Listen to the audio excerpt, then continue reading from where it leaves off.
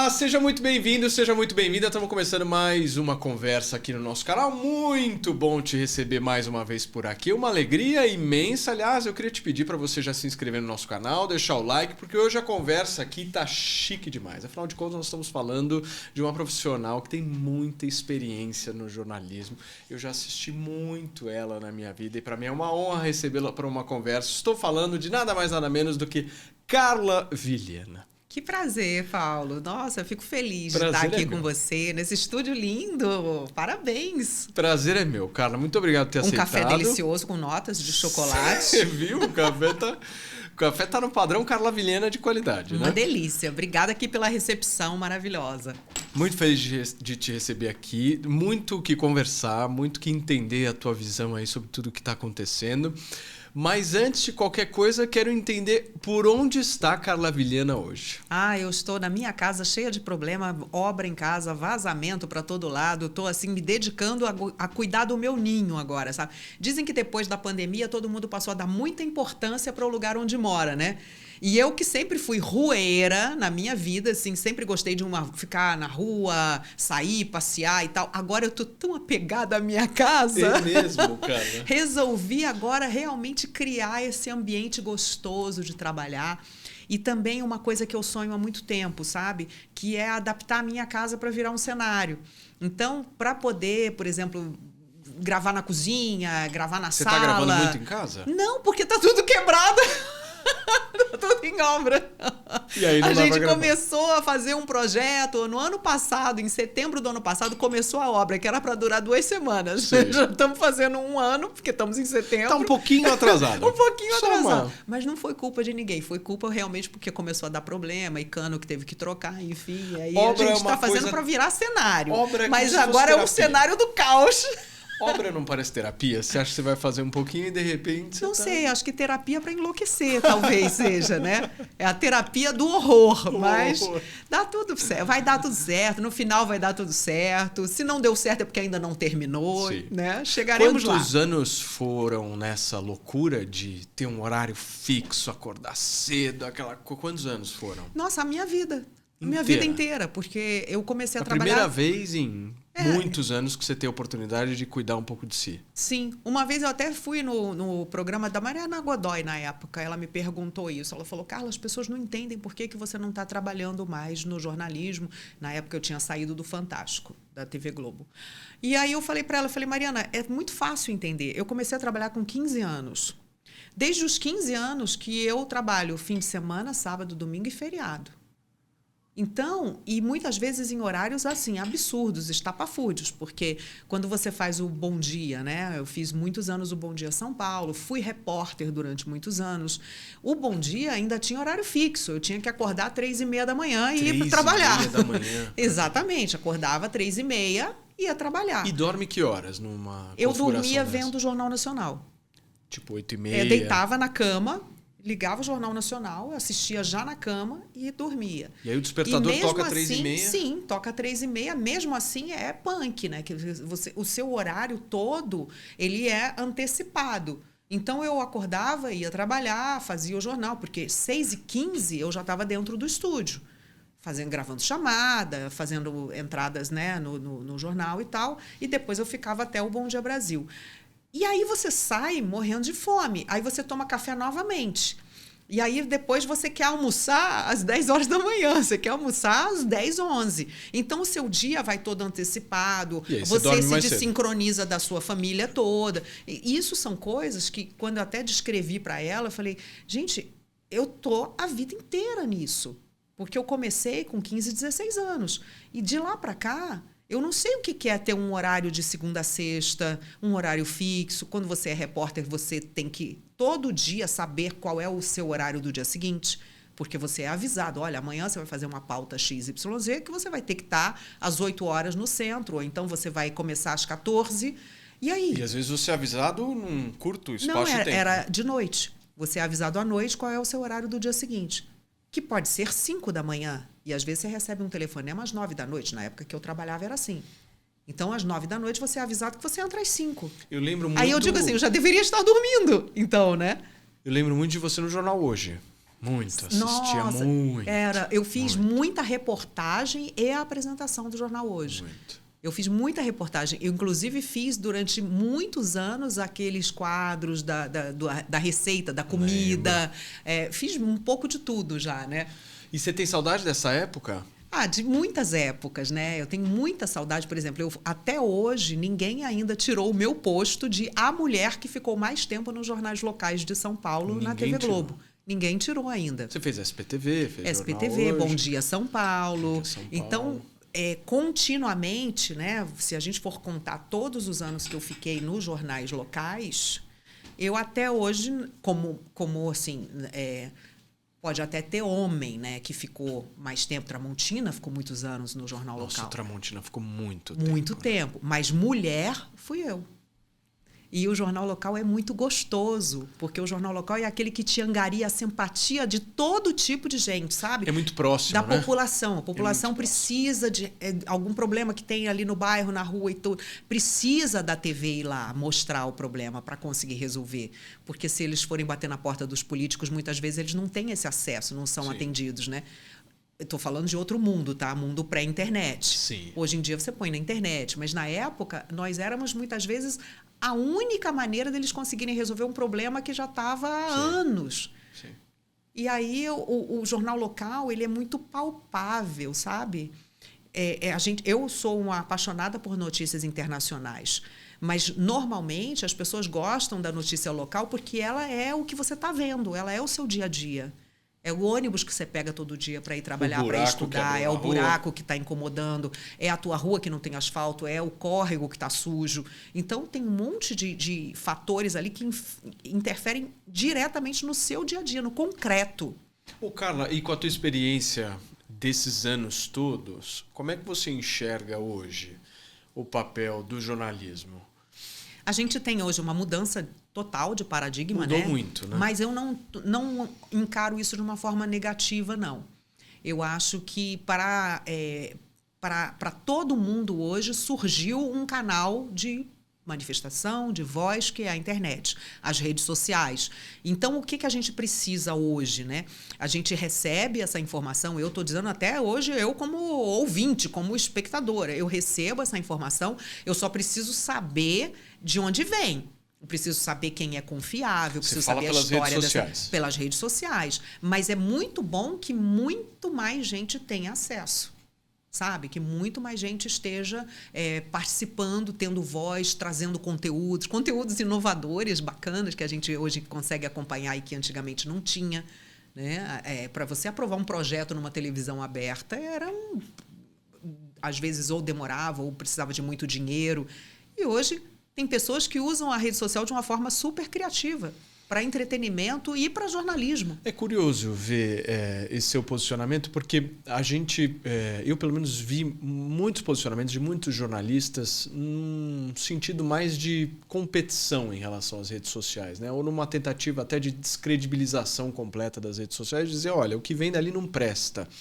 Você não enxerga assim? Não enxergo assim, eu apenas acho que é preciso que haja um filtro que vai ser dado pela própria sociedade, eu espero, tá? Que não é uma coisa que tenha que vir de cima para baixo. Sem ser filtros governamentais, por exemplo. Na verdade, um funil. Um funil. Então, hoje a gente tem acesso a tantos conteúdos, mas com o nosso senso crítico, nós, como sociedade, e muitas vezes, claro, com o auxílio da lei, porque hoje você precisa também coibir crimes na internet, né?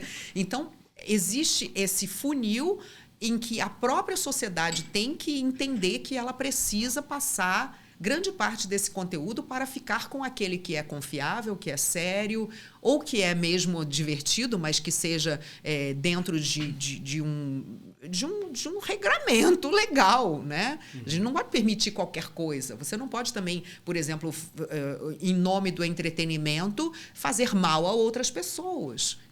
Ridicularizar pessoas, ser racista com outras pessoas. Então, isso não é entretenimento. Cometer crime. Cometer crimes não é entretenimento.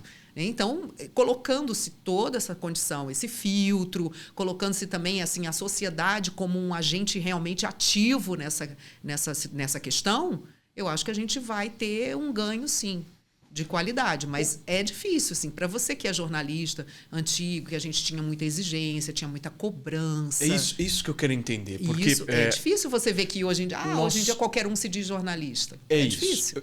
Eu não sou jornalista, eu sou administrador de formação, participo do noticiário ali nos programas que eu apresento, mas não sou jornalista mesmo, raiz, com formação em jornalismo. Mas eu sempre fui aberto a tentar entender como se faz um jornalismo de credibilidade. E é aí que eu quero entrar contigo. Uma ampla parcela da população, e essa parcela vem crescendo ao longo dos anos, descredibiliza o trabalho de uma boa parte dos jornalistas brasileiros. E para essa parcela da população, o jornalismo brasileiro está em crise. Que tipo de autocrítica você, como jornalista, pode fazer em relação ao jornalismo? Então, a gente tem hoje uma ideologia que entrou realmente em franca guerra contra o jornalismo, mas a gente sabe que tem interesses por trás disso. Então, se é a isso que você está se referindo, o que eu acredito é o seguinte, é que a população perde com esse tipo de ataque. A população perde muito. A gente sempre, quando eu trabalhava na Globo, eu me lembro que a gente sempre avaliava, por exemplo, a gravidade de uma determinada situação com a quantidade de gente que recorria aos meios confiáveis para se informar. Então, por exemplo, você pode se divertir vendo jornais sensacionalistas ou qualquer tipo de conteúdo, né? Vamos dizer assim, que às vezes é engraçado você ver, sei lá, vou ver aqui uma briga de família, não sei aonde, todo mundo gritando com todo mundo, Mas na hora que você precisa de uma informação confiável, eu preciso saber, por exemplo, quais áreas estão alagadas no estado do Rio Grande do Sul, porque eu preciso viajar, eu quero saber como está a minha tia que mora lá e tal. Então, ali eu preciso de uma informação confiável. É uma tragédia. Aí a gente sabia que essas pessoas viriam para o jornalismo tradicional, responsável, que apura com fontes críveis, com fontes que têm autoridade para falar. Então, nesse momento, a gente via a força do jornalismo, do verdadeiro jornalismo. Em todos os outros momentos, quando está tudo bem, você pode ver o que você quiser. Você pode ver um que bota, sei lá, um bonequinho para rir, para dar risada, o outro que levanta uma cobrinha, o outro que bota um cachorrinho.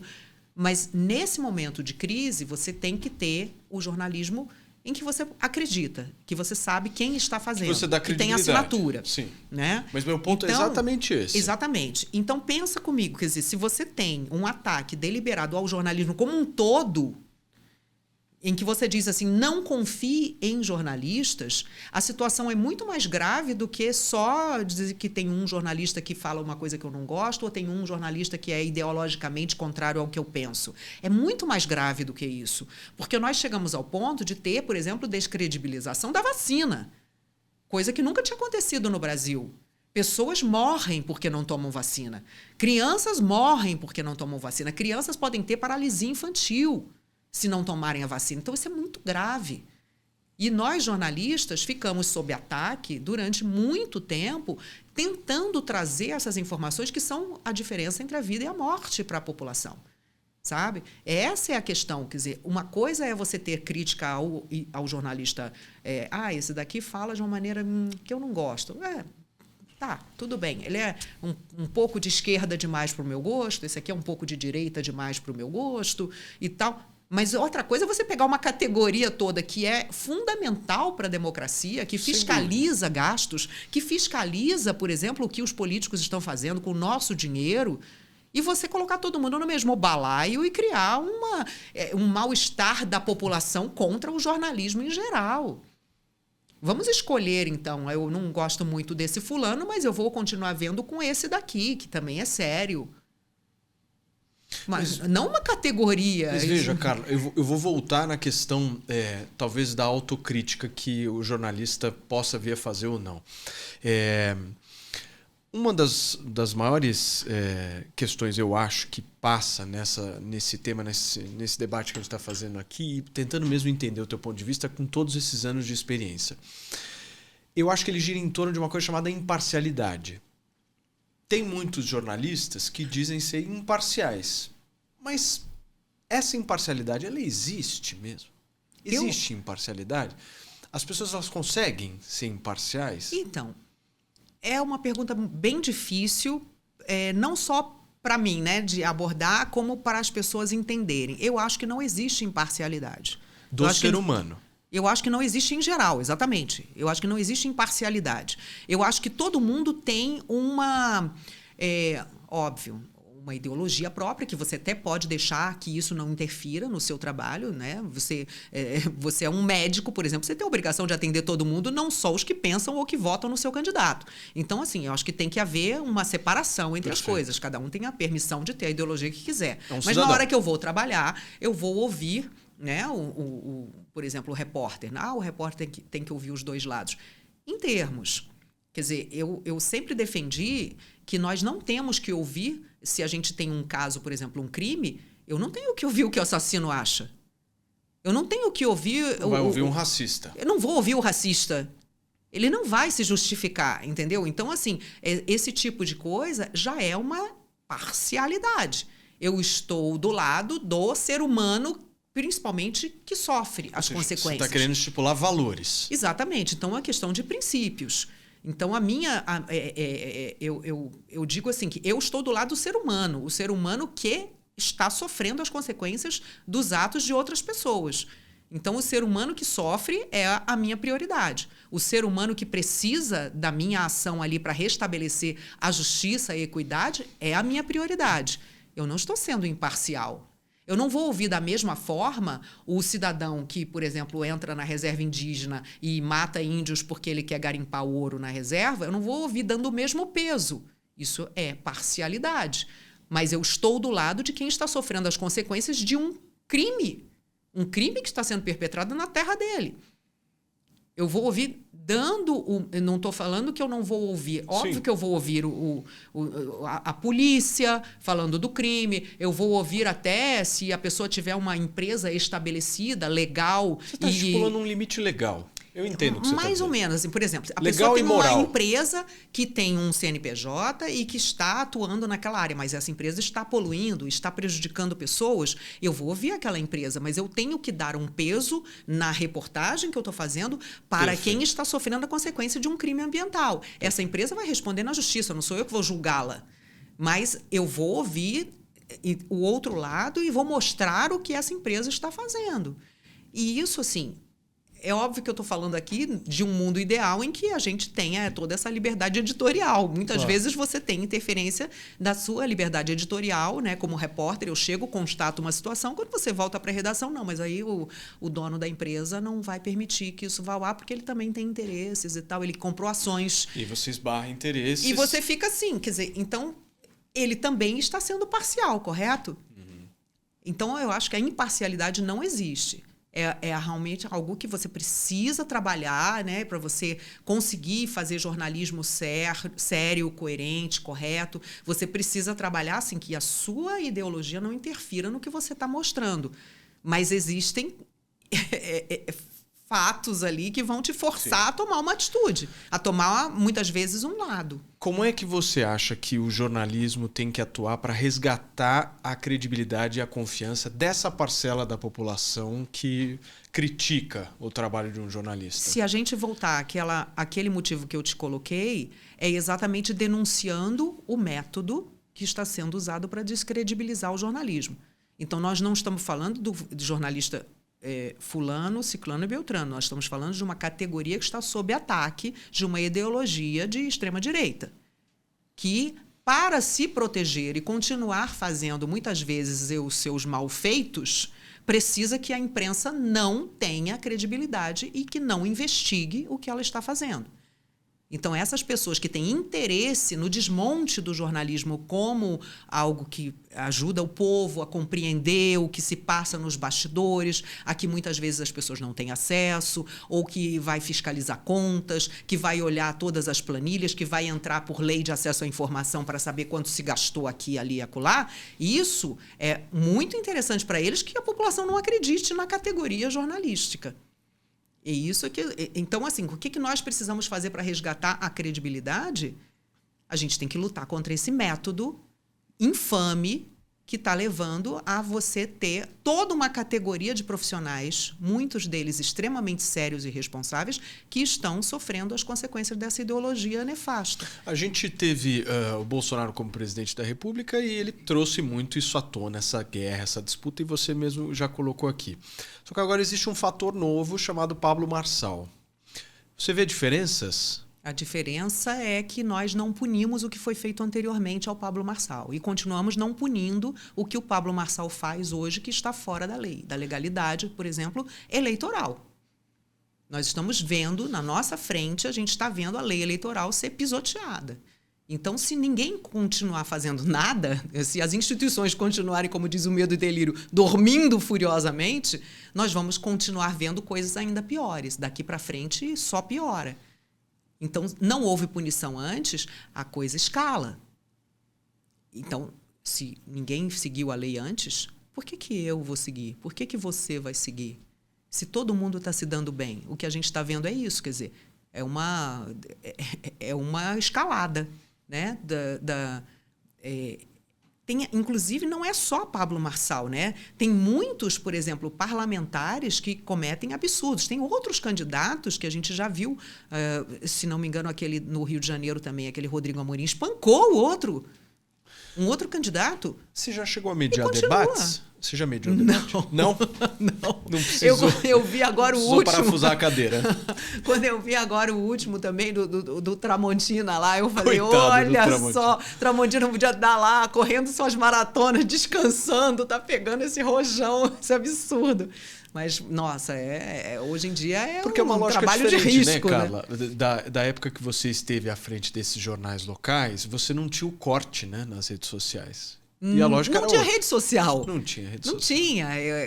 A rede social ela chegou... Deixa eu lembrar aqui em qual jornal que eu estava. Eu acho que eu estava ainda no SPTV para Bom Dia São Paulo, quer dizer, que a rede social realmente começou a ter uma importância e tudo. Eu me lembro que para a gente era o Twitter, por exemplo, né?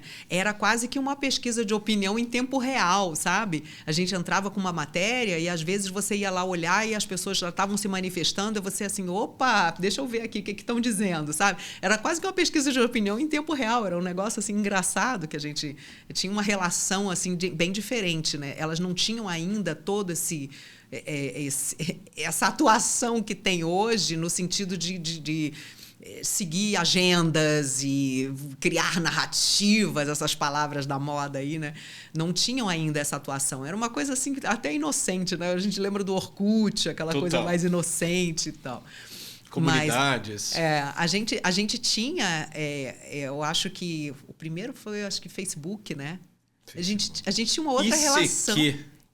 Nem peguei esse, olha. Esse daí eu acho que eu não sabia nem abrir o computador nessa época. Nossa, MSN eu me lembro. Adorava aquele barulhinho, quando a gente dava uma chavecada.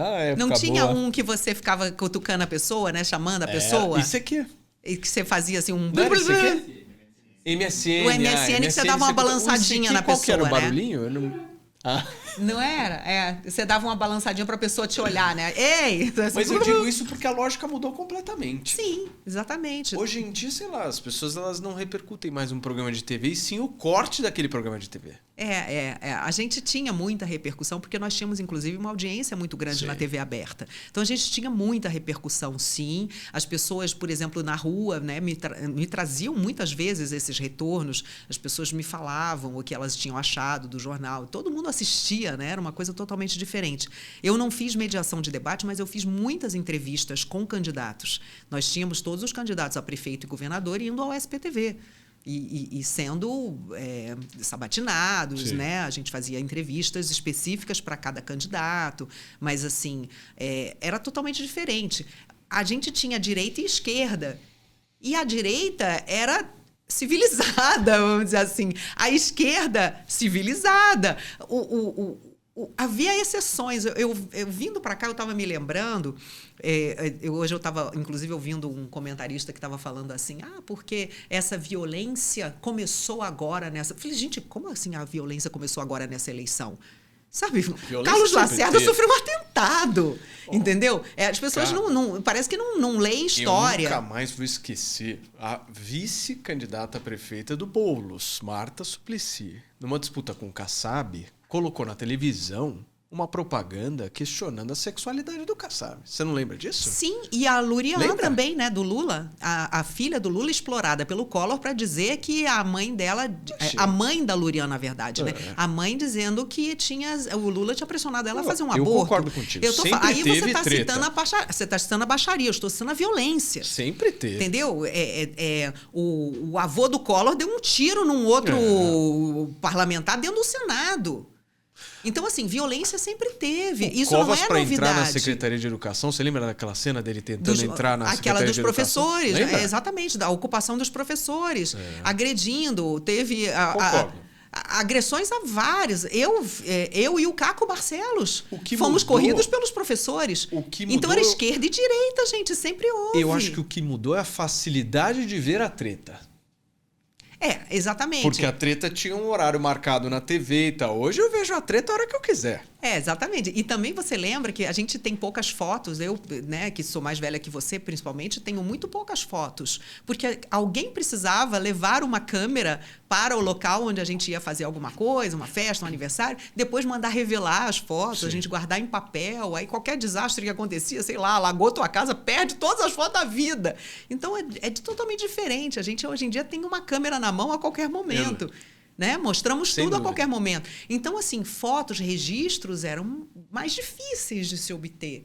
Havia o fotojornalismo, mas quando você sabia que naquele lugar ali ia haver um evento que prometia, né? Então já ia um cinegrafista, um fotojornalista e registrava uma imagem, né? A gente viu, por exemplo, que ali o que bateu na cabeça do José Serra foi uma bolinha de papel, porque tinha um cinegrafista, um fotojornalista que mostrou.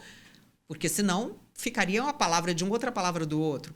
Mas, assim, o que eu vejo é que a violência não é exclusiva dessa nossa época, mas a impunidade, muitas vezes, ela vem aumentando.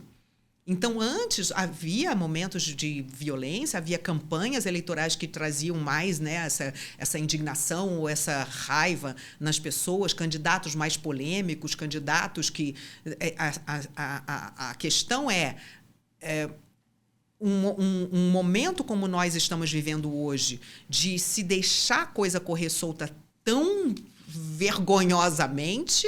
Você acha que o Tramontina agiu bem no debate do Flow? Não, eu acho que ele primeiro tentou fazer faria o muitas mesmo. advertências, né, de que nós não estamos esperando violência. Olha, nós botamos todo mundo aqui para assinar um acordo. Todo mundo aqui disse que vai respeitar as regras, não sei o quê. Eu acho que ele já foi avisando meio quase que como um professor de colégio ali, porque é nesse nível que chegamos, né?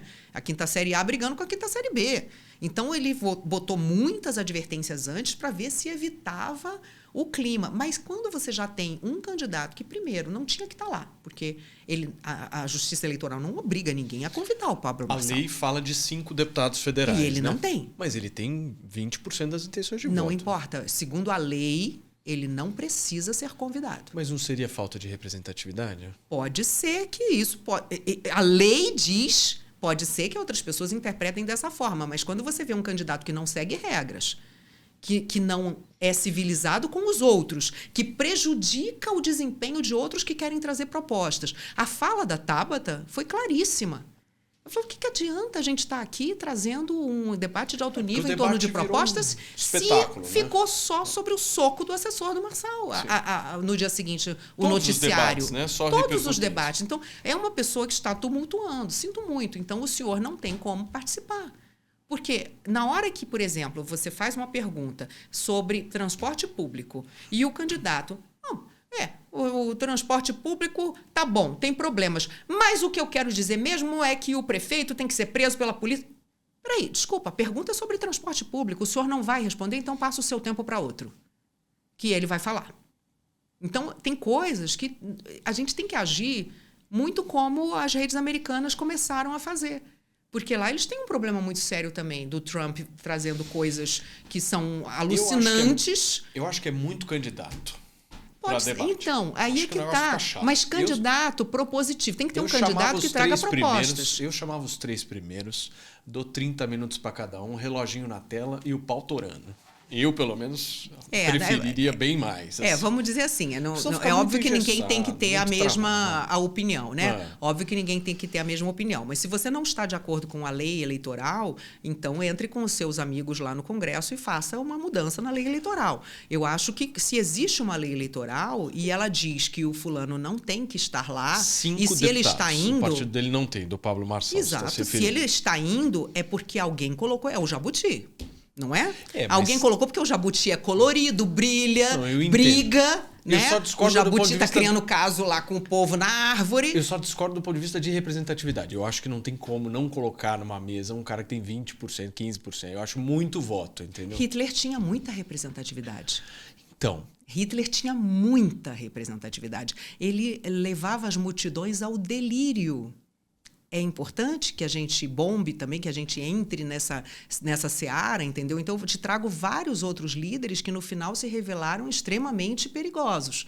Eu não estou dizendo... Óbvio que eu não estou me referindo ao Pablo Marçal. Eu estou falando que a questão da representatividade, a questão do que o povo quer... Sim. Muitas vezes também é complicada. Sim. Então, vamos assim, a gente tem instituições. Nós estamos com todas as instituições, espero, funcionando. Sim. Estamos numa democracia. Então, as nossas instituições, muitas vezes, elas têm que tomar atitudes que não são populares necessariamente. A justiça não tem que ser popular. O Supremo não tem que olhar o que o povo quer nessa seara, que ele tem que olhar a Constituição. Porque a Constituição foi criada por representantes eleitos pelo povo.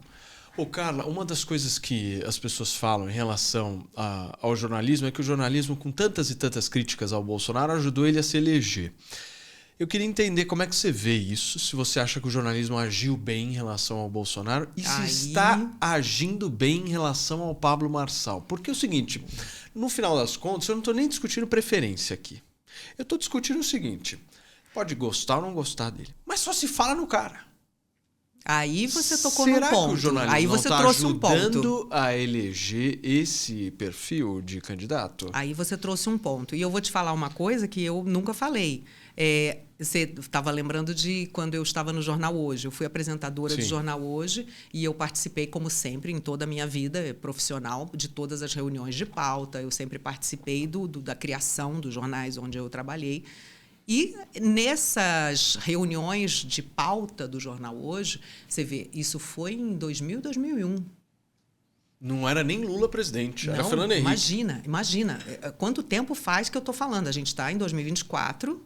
Para quem vira esse podcast daqui a alguns anos, estamos em 2024. E eu estou falando de algo que aconteceu em 2000 e 2001. Toda vez que se tinha que ouvir alguma fonte sobre problemas militares... vamos procurar o Bolsonaro. Eu disse assim, peraí, por quê? O Bolsonaro nem militar é, mas ele é um deputado, ele não é uma autoridade militar, ele não tem o comando de tropa nenhuma, ele não é o representante militar, não é um porta-voz. Por que a gente vai ouvir o Bolsonaro? Não, porque não sei o quê, porque ele é fonte por quê? Quem é que definiu isso? Nós. Quem definiu isso? O jornalismo. Definiu que ele era fonte. Um cara que foi expulso do exército, que foi processado por um tribunal militar. Um cara que mentia, que fez um plano para explodir a adutora no Rio de Janeiro. Ele não é representativo de militar, pelo menos não dos bons. Então, essa era a minha opinião. Voto vencido. Por quê? Porque... a comodidade de procurar o Bolsonaro ali no Congresso onde ele estava disponível era muito mais fácil. Era muito mais rápido. Não, vamos ouvir o Bolsonaro. Peraí, vocês não têm nem nada. Na época era caderninho ainda de telefone. No caderninho de vocês não tem uma outra pessoa que possa ser ouvida? Vai ter que ser ouvido o Bolsonaro? Então, assim, a preguiça de muitos dos colegas era flagrante naquela época. Aí você chega ao ponto em que ele começa a virar um convidado bizarro de programas de entretenimento / sensacionalismo / sei lá o quê. Então, ele entra nos programas por quê? Porque ele era bizarro nas opiniões dele. Eu lembro do ele era bizarro nas opiniões. Então, assim, aquilo dava audiência, dava clique. Peraí, então a gente colocou essa pessoa... na época em que ele não tinha... Eu estou falando que hoje ele é um político, ele é um ex-presidente e tudo, mas essa pessoa que, na época, não tinha essa representatividade, não era um representante dos militares, não era um convidado que falaria coisas que seriam úteis para o país. Ele estava lá, naquele momento, falando aquelas barbaridades, que hoje nem ele repete. Você vê que ele não repete as coisas que ele falava antes. Eu estou fazendo uma comparação com você está trazendo o Bolsonaro. O Bolsonaro era deputado. E o Pablo Marçal? Então, aí é que tá. Você fala em representatividade. Um cara que tem não sei quantos milhões de seguidores na internet. É um cara que hoje movimenta uma rede de pessoas que trabalham para ele de graça ali, trazendo os cortes que ele diz que paga, mas ninguém tem provas disso, né? Até porque isso seria contra a lei eleitoral. Esse esquema que ele diz que faz de pagamentos a pessoas que replicam, sei lá, os cortes dele. Mas a imprensa está lidando bem com ele, na tua avaliação? Bom, eu coloco aqui mais uma vez que ele não tinha que estar nos debates porque ele não concorda com as regras dos debates, ele não obedece às regras dos debates e ele prejudica o debate. Então, se alguém está fazendo isso, colocando ele nos debates, isso é uma iniciativa, sim, da imprensa como ela é hoje, né? Quer dizer, hoje você tem o próprio Flow, que é um podcast que, né, agiu como imprensa, porque trouxe um debate. Né? Então, não estou dizendo imprensa tradicional, estou dizendo imprensa nova e antiga. Então, estão todos ali em busca de quê? Quando trazem um personagem que não concorda com as regras e que prejudica os outros. E prejudica o debate. Eu sou de opinião que não deveriam chamar, mas assim, eu imagino, né? Não sou eu que tenho que pagar as contas. As contas hoje das empresas muitas vezes dependem dos cliques. Os cliques são em torno daquele circo. Tem todo um processo, né, envolvido na história. Né? Vamos mudar um pouquinho de assunto e falar de entretenimento, porque a última vez que eu te vi, inclusive, foi no SBT fazendo um programa para mamães, não é verdade? Mães e pais. Mães eu fiz o Dia das Mães e Dia dos Pais. Você gostou dessa experiência do entretenimento? Foi uma experiência maravilhosa, foi uma experiência incrível. Eu acho que a gente fez um programa de altíssima qualidade, uma coisa assim que bem... Ao mesmo tempo que tinha aquela cara do SBT, sabe? Daquela coisa família, aquele conforto gostoso que a gente tem quando pensa, quando lembra, né? Do SBT, quando a gente lembra do Silvio Santos, que fez parte da história de todo mundo e tal. A gente trouxe um programa que era de uma... Assim, a execução foi de muito alto nível, sabe? Muito bem feito. Você imaginou fazendo entretenimento? Com os personagens da casa, que são pessoas, né? As estrelas da casa são pessoas que todo mundo conhece, que todo mundo admira e tudo. Quanta gente no jornalismo tem... Aquilo foi perfeito, sabe por quê, Paulo? Porque juntou justamente a parte que eu sempre trabalhei de jornalismo, de entrevistadora e tudo, com o entretenimento. Então, eu podia fazer as entrevistas e o jornalismo, mas de uma forma muito solta, muito gostosa. Muito que legal. Você fala com um brilho nos olhos. É verdade. Eu tenho... Falando em Silvio Santos, olha o Silvio anunciando o horário. Atenção. Boa tarde, são 16 horas. Boa tarde, são 16 horas, Silvio. Boa tarde para você também. Aí de onde você está falando, né? E você gostou? Que bacana. Eu não conheci o Silvio. Vejo o brilho nos seus olhos quando você fala dessa experiência. Isso é a coisa que me frustrou. Eu não conheci o Silvio. Eu também não tive a oportunidade de conhecer. Não conheci. Eu adoraria ter conhecido. Ter dito a ele assim, eu via quando você fazia o Cidade contra Cidade. Eu assisti o Domingo no Parque. Ficava lá tentando responder as perguntas, sabe? Da garotada. Que legal. Era muito gostoso, assim. Ô, Carla, e qual que é o futuro da televisão para você? Depois de tantos anos aí. Olha, eu tenho assim... Eu não sou hoje uma telespectadora muito fiel à TV aberta. Por quê? Porque a TV aberta ela se desvinculou muito, acho que, da cultura nossa, do nosso legado, dos nossos autores, dos nossos grandes autores. Hoje, eu não posso nem criticar a TV aberta, porque realmente, como a verba publicitária transitou agora, a gente viu que ela trocou muito de endereço, né? Foi muito para a internet e trabalha muito mais com nicho agora, e a TV aberta vamos dizer, é um movimento caro, né? Você colocar um anúncio na TV aberta. Então, eu não posso nem criticar muito, porque se deve à falta de verba também em muitos setores. Mas eu acho que a gente tinha muita assim, valorização da nossa cultura, dos nossos autores, sabe? Dos nossos escritores. E o que a gente viu foi que a gente perdeu um pouco esse vínculo. isso muito em cima também do público que restou para a TV aberta.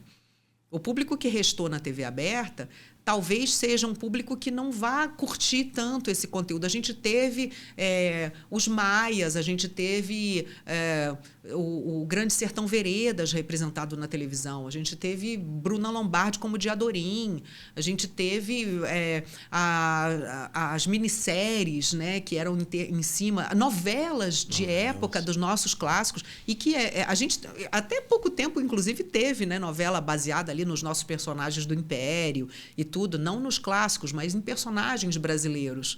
E hoje a gente tem, claro, personagens brasileiros, a gente tem uma representatividade boa e tudo, mas eu digo assim, às vezes a linguagem, sabe, a forma de você tratar aquilo, hoje está meio nichado também. Você acha que a TV ficou muito formal? Eu acho o contrário. Você acha que não? Eu acho o contrário. Não é a questão de formalidade ou informalidade. Ela é muito informal. Vou te dar um exemplo. Por exemplo, o Big Brother. Eu não vejo Big Brother. Por que eu não vejo Big Brother? Porque as discussões ali não me interessam. A fofoca de quem toma banho e não toma banho não me interessa. Eu, Carla, eu não tiro nada dali. Eu sou hoje uma pessoa assim que... Desculpa, bati aqui no microfone. Eu sou hoje uma pessoa que eu tenho menos tempo de vida a viver do que eu já vivi. Eu não tenho tempo a perder. Carla, você tá me ensinando muito. Cara, porque eu adoro uma treta em relação a banho. Adoro. Então, Tem coisa mais gostosa de ver as pessoas brigarem simplesmente. Mas eu não sou parâmetro para ninguém. Não, mas meu marido veio falando comigo no caminho. No futuro. Não, meu marido veio falando comigo assim, falou: "Poxa vida, às vezes você não tem horário para fazer alguma coisa, assim, vir num podcast e tudo, porque você está fazendo um curso da USP sobre a Germânia Romana." Aí ele ficou assim: "Por que você está fazendo a Germânia Romana?" Aí eu falei: "Porque eu adoro. Eu não quero saber quem toma banho e quem não toma banho. Eu não quero saber quem roubou a comida do outro que estava na panela. Sabe, quem ficou com a xepa." Putz, a xepa. Tudo que eu sei a esse respeito foi contra a minha vontade. Foi alguém que comentou perto de mim. Eu fico, ai, sabe? Não... Mas isso é uma coisa que eu já falei, inclusive, eu acho que pro Vanucci. Você chegou a fazer uma entrevista recente com o Vanucci? Nossa, eu assisti. Maravilhoso. E eu fui algumas semanas antes lá e eu falei para ele que eu achava, e tenho essa certeza assim, eu concordo em partes contigo quando você fala da ausência do propósito nos reality shows. E eu acho que falta mesmo, porque é um baita de um espaço, deveria-se ter um baita de um espaço para você colocar discussões que realmente possam mudar algo na sociedade, né? Mas eu acho que a treta pela treta ela é frágil. Mas em alguns reality shows, isso em várias e várias emissoras, eu vi uma treta contextualizada. Por exemplo, se você pegar o Big Brother Brasil de 2021 ou 22... Que eu não vi. Vamos lá, me conta. Teve uma treta da patota das mulheres e da patota dos homens. Aquilo ali era uma discussão importante sobre machismo que estava acontecendo. E ali daquele jeito e tal, todo meio destrambelhado, meio sem sentido e tal... Aquilo ali tinha um pano de fundo dizendo o seguinte: olha, existe uma cultura machista na sociedade, está enraizada, sim, e não tem como você negar isso, e está sendo discutido isso aqui, está claro aqui. E eu acho que talvez esses temas mais sérios, como por exemplo a Romênia, sei lá, não me lembro. Romana. Eles possam ser traduzidos de uma forma um pouco mais simples, talvez pela treta. Uma treta saudável. Não, mas eu não quero nem que ninguém siga os meus... Não quero que ninguém siga meus passos, não, porque a pessoa enlouquece, entendeu? Porque, tipo, a Germânia Romana é de antes de Cristo. Só para você ter uma ideia. Mas, assim, o que eu vejo, tá? O tema não é o problema, porque você vê, se eles levantaram uma discussão sobre o machismo, não é o que racismo... Eles levantaram uma discussão, situação sim, ali mas se evidenciou, porque não é que aconteceu a situação e ficou todo mundo ali boiando e ninguém tomou a iniciativa de dizer isso é machismo. Não, mas o que eu acho que me faz falta... Hoje não é mais só constatar a situação. A gente sabe que há machismo. Mas se eu te disser, por exemplo, assim, olha, nós estamos aqui num... Sei lá, para mim é como se você estivesse num bar. Tá? A gente sabe, vírgula, né? Sim. Vírgula. Não, acho que todo mundo sabe. Hoje em dia não Eu dá não para alegar acho, não. ignorância. Não dá acho- para alegar ignorância. eu acho que muita gente tem não gente sabe. que é deliberadamente machista e tem até orgulho disso. Teve CEO de escola Mas- de negócio É, dizendo é. Deus me livre de mulher CEO. Exatamente, mas depois voltou, quem me conhece sabe, tudo pedindo aquela desculpa, né? Mas assim, o que eu acho é que você tá numa roda de bar, tá? Você escolhe bem seus amigos, você vai ter uma super discussão bacana, porque o cara coloca assim, por Sim. exemplo, pô, vocês viram ontem no Big Brother, teve aquela treta entre a mulher e ontem. Aí eu digo assim, pô, elabora pra gente. Elabora. Aprofunda. Sabe? Aprofunda. Traz elementos. Vamos discutir. Eu não preciso concordar com você, mas você me traz elementos. Perfeito. Você me colocou aqui várias coisas, por exemplo, em que você Perfeito. aparentemente ou você não concorda comigo ou você me trouxe um outro ponto de vista e eu vou ouvir. E eu vou ouvir e vou dizer assim, não é que ele tem um ponto? Então é isso que eu digo, assim, Isso falta muito. falta. Faltam ambientes Sabe? que proporcionem isso. Se você se cerca de amigos super bacanas no bar, você vai sair de lá assim com a cabeça a Mas, milhão. ô, Carla, esse fenômeno que você está trazendo, ele acontece muito por isso aqui. Eu acho que isso aqui é muito bom, mas também é muito ruim. Emburreceu muita gente. É. Porque, por exemplo, você vai entrar no Depende YouTube... do uso que você faz. Você vai entrar no YouTube, você vai ver só vídeo daquilo que você concorda. Sim, mas O algoritmo exatamente. emburreceu. Depende do uso que você faz. Quando eu estava no Twitter, vou voltar assim ao Twitter, porque o Twitter é tipo, era a rede do coração de todos os jornalistas, né? O que eu fazia? Eu enganava o algoritmo. Eu seguia todo mundo. Eu seguia... Nossa, Isso é muito legal. eu seguia pessoas com quem eu absolutamente não concordo. Eu gosto de fazer exatamente isso. Entendeu? Porque eu quero receber aquele conteúdo, eu quero saber como você pensa, eu quero saber como ele pensa, eu quero saber como aquele político que eu não Senso concordo crítico. pensa. Então eu preciso ter esses elementos. Inclusive tem várias coisas assim. Eu não sou uma pessoa que fecha os olhos para determinadas coisas que são consideradas conservadoras. Por exemplo, Perfeito. eu acho que uma coisa é a extrema-direita, outra coisa é o conservadorismo. Eu gosto de muitas coisas que fazem parte de uma ideologia conservadora. Eu adoro assistir, por exemplo, os vídeos do Roger Scruton. Sim. Eu adoro. Baita escritor. Um baita intelectual. Um cara incrível. Uma das pessoas com Conservador quem raiz. Sim. E eu vi vários vídeos dele falando no YouTube, para você ver como você pode buscar um conteúdo que te acrescente. Vi vários vídeos dele falando, por exemplo, da necessidade da beleza na vida do ser humano. Eu concordo. Eu acho lindo você ter nos seus objetos, inclusive cotidianos. Outro dia eu fiz um vídeo que viralizou do pano de prato. Não sei se você chegou a Não ver. vi. Eu botei no TikTok minha coleção de panos de prato. É. E aí eu dizendo, gente, eu sou louca por pano de prato, os meus panos de prato têm bordadinho de bichinho e eu não deixo ninguém pegar porque só eu libero para uso, porque senão vão estragar meu pano de prato, que eu garimpei lá em Minas Gerais. Então, foi uma coisa assim que viralizou. Se você visse a quantidade de gente que faz, que pinta, que borda pano de prato, com aquele carinho, com aquele amor, que me mandou mensagem, dizendo, Carla, eu queria te mandar um pano de prato de presente que a minha legal. vozinha borda. Mandou a imagem da vozinha bordando o pano de prato. Gente, eu me emociono. Que legal. Porque cara. são pessoas trabalhando objetos do nosso dia a dia, do cotidiano, com beleza, com estética, com assim, um carinho. Entendeu?